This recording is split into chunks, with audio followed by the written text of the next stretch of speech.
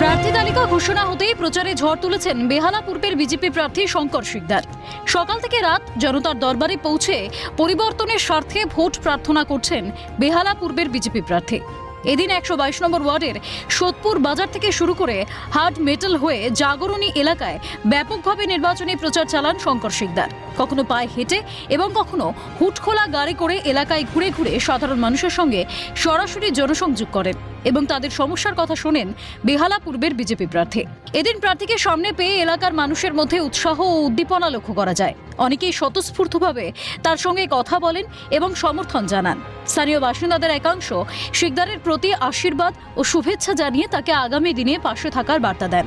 এদিন প্রচারে বেরিয়ে মহিলা সংশোধনী বিল পাশ না হওয়ায় তৃণমূলকে কটাক্ষ করেন বিজেপি প্রার্থী। অগ্রগতি মানে আমাদের দেশের অগ্রগতি, তাই এবার সংসদে বিল এনেছিলেন নারী সম্মান শক্তি বন্দনা। কিন্তু আপনারা ভেবে দেখুন, একমাত্র ভারতীয় জনতা পার্টি ছাড়া এই ভারতবর্ষের আর অন্য কোন দল এই নারী শক্তি বন্দনা যে বিল এনেছিল সেই বিলকে তারা সমর্থন করেনি। সবাই সম্মিলিতভাবে সেই বিলকে প্রত্যাখ্যান করেছে।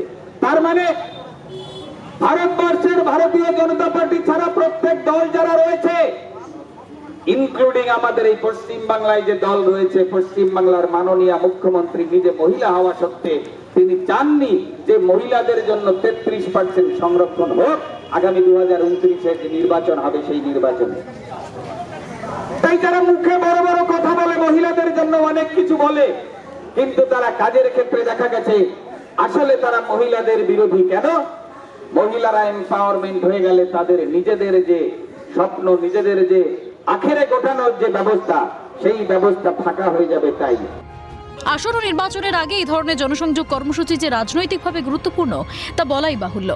১২২ নম্বর ওয়ার্ডে এদিনের প্রচার সেই দিকেই একটা বড় পদক্ষেপ বলে মনে করছেন রাজনৈতিক মহলের একাংশ। রাজীব নস্করের রিপোর্ট, ক্যালকাটা নিউজ।